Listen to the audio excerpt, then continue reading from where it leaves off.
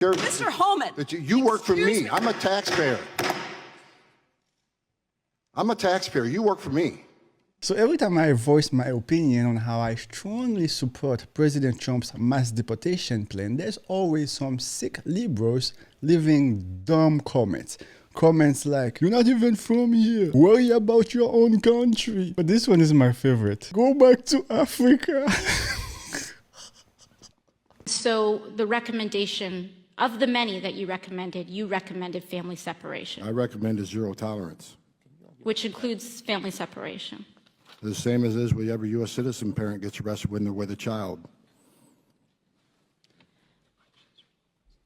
Zero tolerance was interpreted as the policy that separated children from their If I get arrested for DUI and I have a young child in the car, I'm going to be separated. When I was a police officer in New York and I arrested a father for domestic violence, I separated that father Mr. from his Homan, family. with all due respect, legal asylees are not charged with any crime.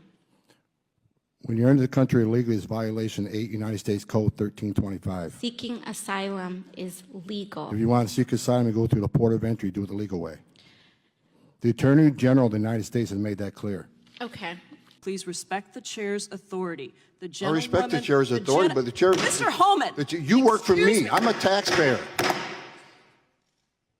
I'm a taxpayer. You work for me.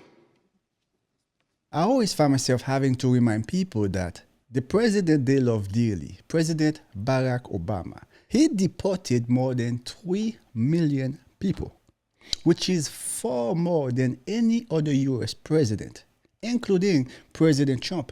But they would not know that because the left-wing media don't share this type of information. I believe that immigration crisis President Biden created, it's gonna be President Trump's biggest challenge. It's gonna be expensive, and it's gonna be very time consuming. And the truth is, President Trump has no other choice but to send them back. If not, what's the alternative? Are you gonna give them citizenship so they can vote in the next election? Meaning, so they can decide who's gonna be the next president? Or are you going to provide free housing, free food, and pocket money to them using the taxpayers' money so they can live more comfortable than the taxpayers themselves? I mean, that's what New York has been doing. What is the alternative?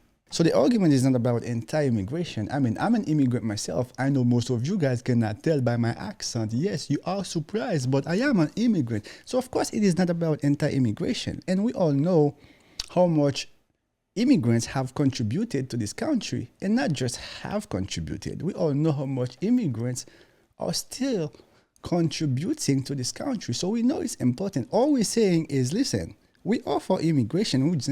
We are just for proper immigration. We are for immigration with planning, because we know immigration without proper planning is the recipe for disaster. So we're just saying, listen, we're not anti-immigration, but you're not just going to open the border, let anybody come in. You don't know who they are, what they're going to do to support themselves, how they feel about this country, what are their intentions. You just don't know anything. And then you're taking the U.S. taxpayers' money to take care of them? Like, no. No. I've been to a lot of countries, and no country I've ever visited just lets you in without proper documentation. No. Not even a third world country. They would send you back. Now, that's going to sound crazy. Mexico is tougher on immigration than President Biden. Guys, I swear to God, I am not exaggerating. Mexico is tougher on immigration than President Biden's administration. It is insane. I live in Mexico for a little bit. If you think I'm exaggerating, if you have any Colombian friends, if you have any Venezuelan friends, if you have any Argentine friends, ask them about the immigration policies in Mexico. Ask them how they feel about the Mexico policies when it comes to immigration. I swear I am not exaggerating, and I repeat, Mexico is tougher on immigration than President Biden. And sane. We have seen one estimate that says it would cost $88 billion to deport 1 million people a year. I don't know if that's accurate or not. Is that what American taxpayers should expect? What price do you put on national security? Is it worth it? Is there a way to carry out mass deportation without separating families? Of course there is. Families can be deported together. Yo, when we talk about leadership, that's what we mean. This is the type of leadership we need. Someone that's going to tell us exactly what time it is and let us, the American people, decide if we want to work with them or not.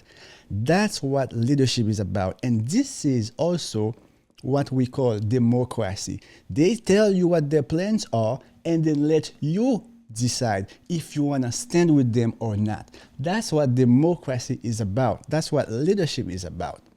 When we talk about democracy, we don't want someone that's going to tell us what feels good. We don't want someone that's going to beat around the bush when they ask them a question, right? We don't need someone that's going to be like, I was raised in a middle-class family. We don't care, lady. Answer the damn question. This is the type of leadership we need. Nonetheless, I'm very excited and curious to see how President Trump is going to execute that immigration plan, to see how President Trump is going to resolve that immigration crisis President Biden created. Very excited and nervous and curious all at once. Nonetheless, I believe the future is bright, and we'll see in the next year what direction the country is going to take. But as always, thank you guys for watching. If you have not subscribed, go ahead and hit that subscribe button. Give this video a thumbs up. It helps with the algorithm. And then stay blessed, man. Stay blessed. Stay blessed.